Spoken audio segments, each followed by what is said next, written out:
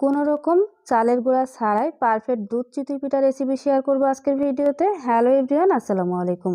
কোনো রকম চালের গুঁড়া ছাড়াই দুধ চিতই পিঠা তৈরি করে দেখাবো গ্যাসের চুলায়, তাও আবার মাটির খোলা ও লোহার ছাঁচে। এবং কিভাবে দুধে গুড় মেশালে দুধ ফেটে যাবে না বা কেটে যাবে না সেটাও শেয়ার করব। আশা করি যারা নতুন আছেন, কখনোই দুধ চিতই পিঠা তৈরি করেন নাই, তারাও খুব সহজে দুধ চিতই পিঠা তৈরি করতে পারবেন প্রথমবারে।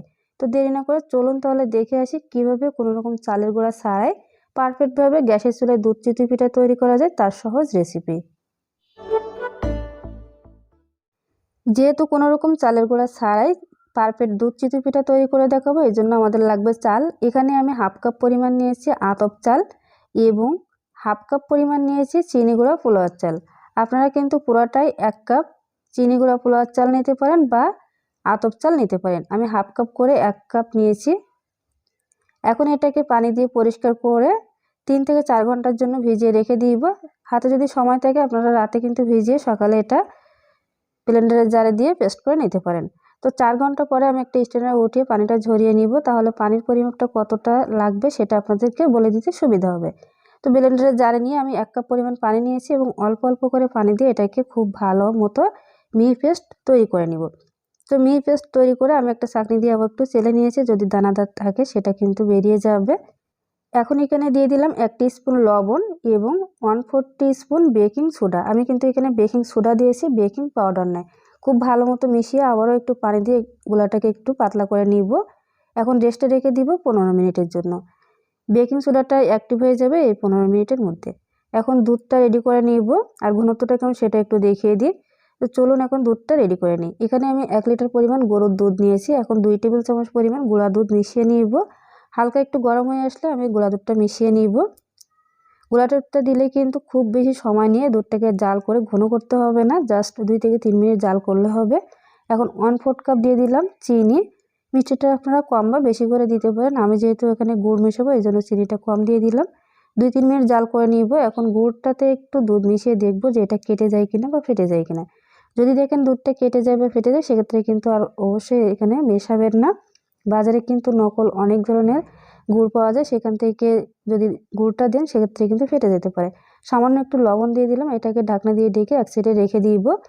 এখন যেহেতু আমি বলেছি 2টা খোলাতে আমি রেডি করে দেখাবো চিতই পিঠা, মাটির খোলা এবং লোহার ছাঁচে। তো এখানে আমি দইয়ের যে খোলাটা থাকে সেটা নিয়েছি। 1 হাতা পরিমাণ গোলা দিয়ে একটু যখন ছিদ্রযুক্ত হয়েছে তখনই কিন্তু ঢাকনা দিয়ে ঢেকে দিয়েছি। যদি ছিদ্রযুক্ত পিঠা খেতে চান সেক্ষেত্রে কিন্তু এরকম যখন অসংখ্য ছিদ্র উঠবে তখনই ঢাকনা দিয়ে ঢেকে দিবেন।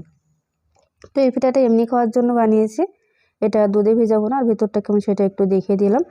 এখন লোহার ছাঁচে কীভাবে চিতই পিঠা তৈরি করবেন সেটা দেখিয়ে দিই। দেখুন মাশাআল্লাহ করে অনেক কিন্তু এগুলো ছিদ্রযুক্ত হয়েছে। তো এগুলোকে আমি সরাসরি গরম দুধের ভিতরে দিয়ে দিব। দুধটা কিন্তু হালকা গরম আছে, এখনো হালকার থেকে একটু বেশি, আর পিঠাগুলো কিন্তু একদমই গরম। এই অবস্থায় দুধের ভিতরে দিয়ে দিবেন, তাহলে খুব সুন্দর এটা দুধটা স্যুপ করে নেবে। তো এটাকে এক সাইডে রেখে এখন লোহার ছাঁচে আমি পিঠা তৈরি করে দেখাবো। আমি পুরাটাই না দিয়ে এভাবে একটু খালি রেখে দিয়েছি। যদি অসংখ্য ছিদ্র করতে চান তাহলে একটু সময় নিয়ে যখনই অসংখ্য ছিদ্র হবে উপরে তখনই কিন্তু ঢাকনা দিয়ে দিবেন, তাহলে কিন্তু অসংখ্য ছিদ্র হবে। আর যদি এরকম ফুলকো করতে চান তাহলে কিন্তু সাথে সাথে ঢাকনা দিয়ে দিতে হবে। ভিতরে কিন্তু অসংখ্য ছিদ্র হয়েছে। তো এখন সরাসরি পিঠাগুলো আমি কিন্তু এই গরম দুধের ভিতরে গরম পিঠাটা দিয়ে দিলাম। আর এই ছোট পিঠাগুলো ভিতরে কেমন হয়েছে সেটা একটু দেখিয়ে দিই। এটাকে আপনারা সারা রাতের জন্য রাখতে পারেন, চাইলে 4 থেকে 5 ঘন্টার জন্য রাখতে পারেন। এই পর্যায়ে আমি গুড়টা মিশাবো, যেহেতু দুধটা কোনো রকম কেটে যায়নি বা ফেটে যায়নি। এই পর্যায়ে মিশিয়ে নিব। ফুটান্ত গরম দুধের ভিতরে না দিয়ে এরকম উষ্ণ গরম দুধে যদি আপনারা গুড়টা মিশান সেক্ষেত্রে কিন্তু কোনো রকম ফেটে যাবে না। তো এটাকে আমি সারা রাতের জন্য রেখে দিব।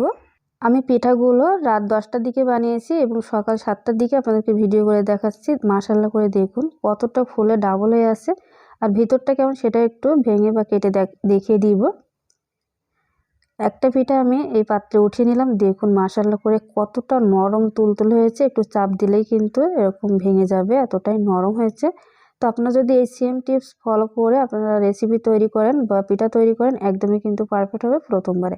তো কাটা দেখে হয়তো বুঝতে পারছেন, দেখুন সাথে সাথে কিন্তু চামচটা নেমে গেল, এতটাই নরম তুলতুলে হয়েছে। একদমই কিন্তু রসগোল্লার মতো নরম তুলতুলে হয়েছে। আর কাটা দেখে আপনারা তো বুঝতেই পারছেন, আমার বলে বোঝানোর মতো কিছু নেই এখানে। দেখুন একটু চাপ দিলেই কিন্তু এটা গলে একদমই নরম হয়ে কেটে যাচ্ছে। তো এভাবে চাইলে কিন্তু আপনারা পিঠাগুলো তৈরি করতে পারেন। দেখুন কত সহজে চামচটা নেমে যাচ্ছে। তো আজকের এই রেসিপি আপনাদের কাছে ভালো লাগলে অবশ্যই কিন্তু লাইক কমেন্ট শেয়ার করবেন। দেখা হবে পরবর্তী কোনো ভিডিওতে। আসসালামু আলাইকুম।